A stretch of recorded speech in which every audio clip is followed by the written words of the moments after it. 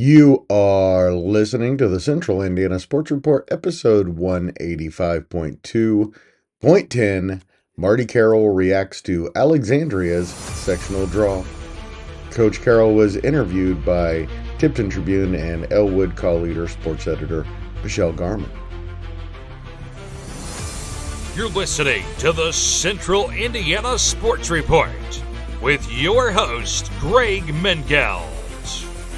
Welcome, basketball fans, to the Central Indiana Sports Report.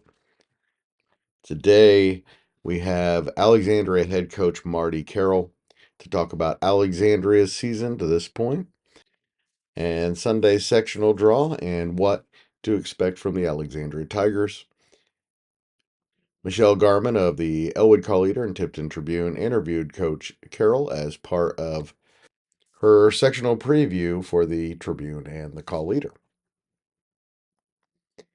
Alexandria is 6-15 and has not won a sectional championship since 2019.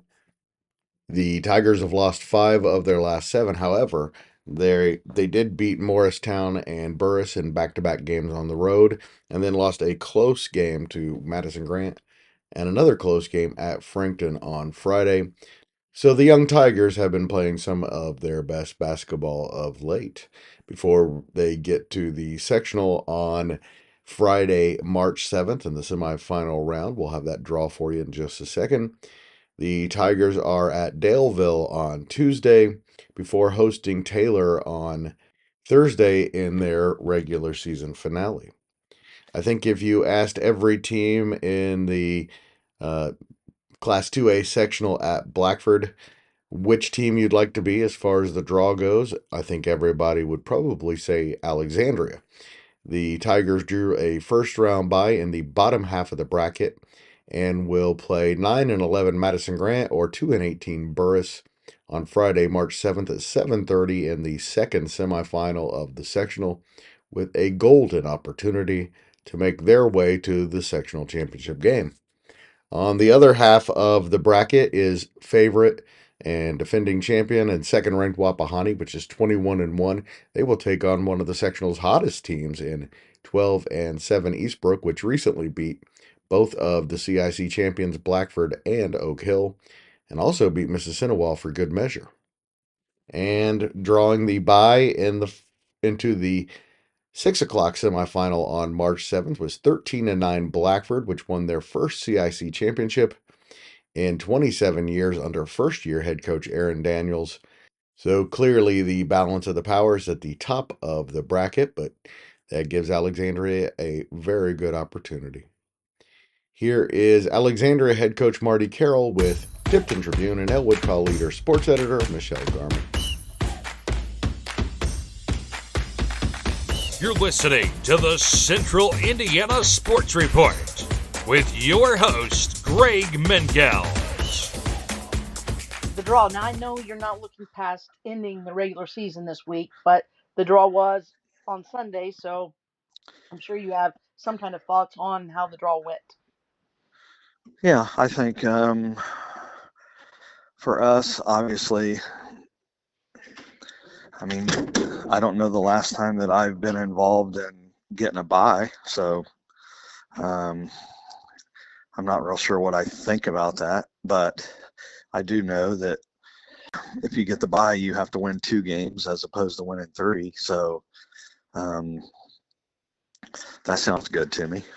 Well, and I'm going to guess that you're probably happy to see Wapahani and Blackford in the upper half of the bracket. Yeah, I would think everyone would agree that they're probably the 2 favorites. They've both had, really good years. And yeah, I would just assume them be in the other side of it. So, of course, you said you can't remember having the, but of course, I guess the one thing it does is you won't really know exactly who you're going to play until after Tuesday night. I do, just the way that not only who you play or you're playing the winner of two teams or whatever. I do like the fact that we're playing the second game on Friday, and hopefully our kids can go on Tuesday night and get acclimated to the sectional atmosphere and that kind of thing, and then we'll be able to go over and watch the game before we play. And we were young last year, and obviously we're still young, and one of the things that I had hoped for last year is that we could play deeper into the tournament and give our kids some experiences that way. And I guess with the bye, at least we will be playing later in the week, and a Friday night sectional, 2 games is always good. So, regardless of the outcome, I'm looking forward to our kids, seeing what it's all about and knowing, if you don't succeed, knowing what it takes to succeed. So we're excited about that. Marty, tell me, how would you assess your team and its progress as you head into this last week of the regular season and then into the sectional next week?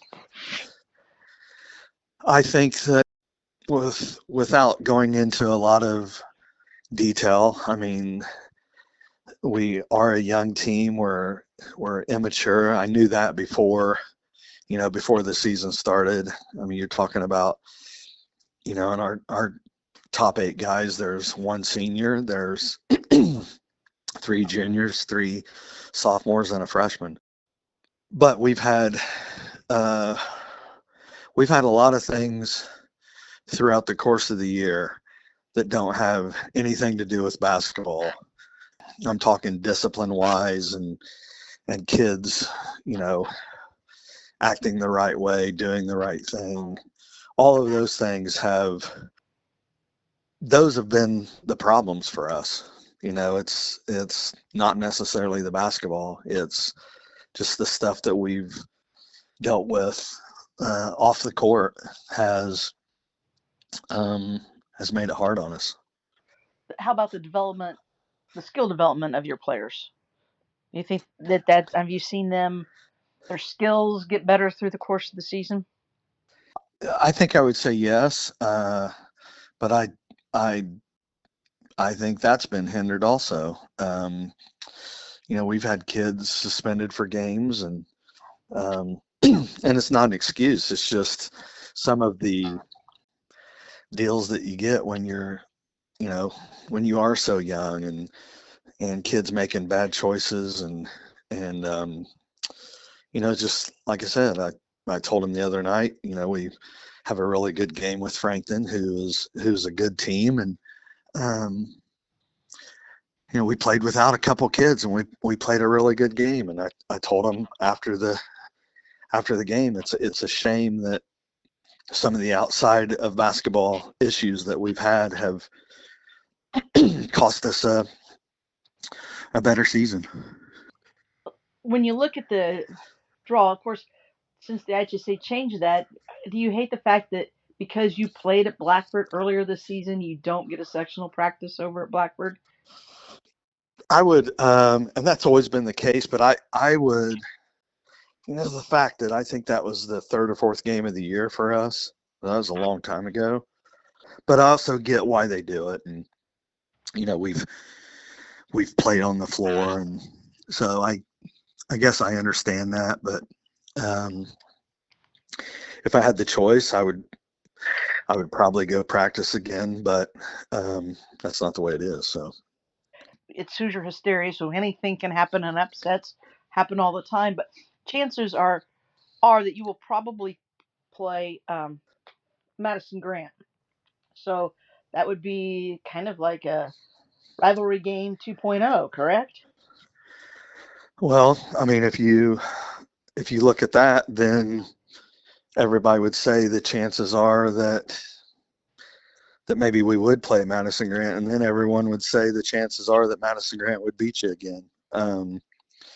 So course, I guess it doesn't matter because you've played both Muncie Burris and Madison Grant this Yes, season. So that having played them and just having played them in February back to back, right. does that make the fact that you have a short prep time for your kids, does that make it easier because you already have a lot of knowledge and information on those two teams?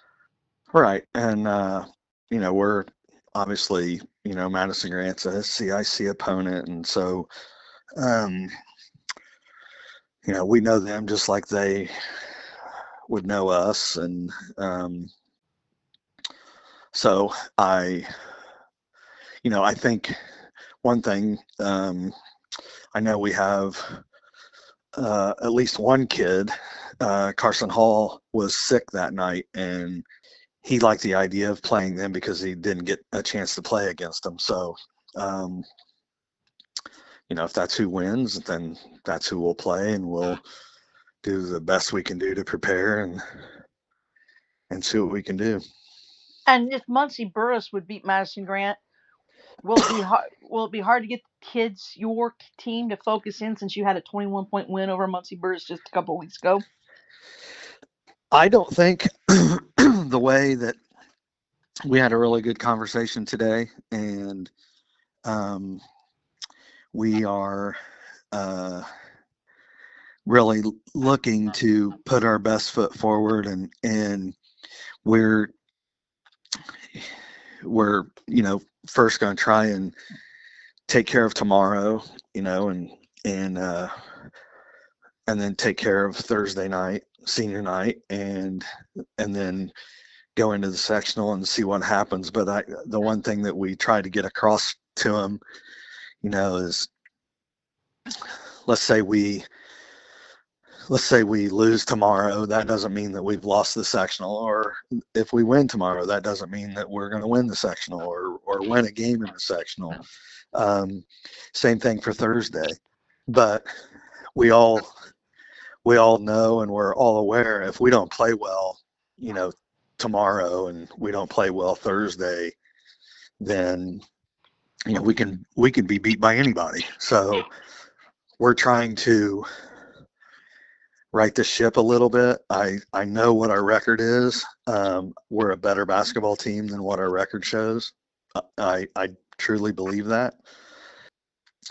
Hopefully we can kind of put things together. What are the key things if you obviously you missed Carson Hall, but if you would play Madison Grant again, what are a couple of the things that you feel like or the team needs to do better at for the outcome to be different a second time? We I honestly feel like it really doesn't matter who we play. We've had a really hard time rebounding the ball throughout the course of the year. Some of that is, I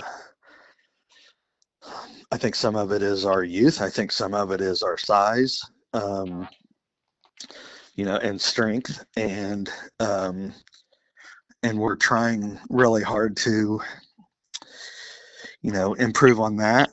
And then for us, if you know you're going to have a hard time winning the rebounding battle, then you cannot lose the turnover battle. That's another thing that has plagued us all year.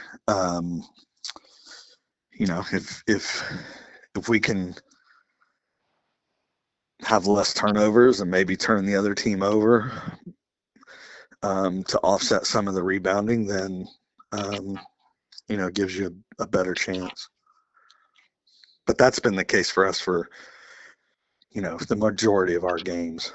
Is rebounding's been a struggle. And those are always right. I mean, take care of the basketball, win the battle with the board. Right. Knock down free throws seem to be the keys. Yeah. Unfortunately for us, I don't know what the numbers are, but I think because of our size, again, we don't shoot a lot of free throws. I wish we shot more. And I look at our team as we've always got 4 guards on the floor. you can call you can call them guards, forwards, centers, or whatever, but when everybody's 6 foot, uh, you've got 5 guards on the floor, and then that sometimes that's been what we've tried to figure out, how we know you can't rebound as well as 6'5" kids, but you're all guards. You should be able to take care of the ball. Season, hopefully it's learning, and hopefully you go in and you have success in the tournament. But whatever happens, hopefully it's a turns out to be a good learning experience for the kids building for next year. Yeah, I mean, Carson, has played some varsity basketball for 4 years, and that's coming to an end for him. But as far as our team, I knew we've got some good young players, but I also knew that when a good freshman comes along or a good sophomore comes along, and you take that kid and put him with four, let's say, good juniors and seniors, and that kid is the fourth or fifth option, that's one thing. But when you take, 3 sophomores and a freshman, and they may be your best players, that's I think that would be tough on anybody. Thank you so much to Coach Carroll for coming on the Central Indiana Sports Report and talking with all of you. And thank you so much, as always, to Michelle Garman. I say it every time because I mean it every time. She is the best. And thank you for listening. Please go subscribe at our YouTube channel. It would mean a lot to us. We'd like to start doing a lot more there. And if we can get some subscribers, we can justify all the time doing that. And if you wouldn't mind doing us one more favor, please tell a friend about the Central Indiana Sports Report.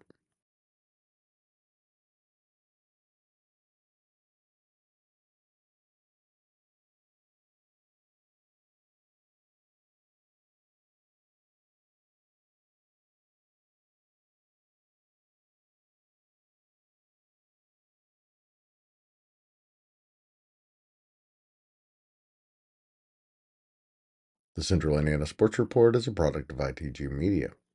And I love Susie. Good night, America.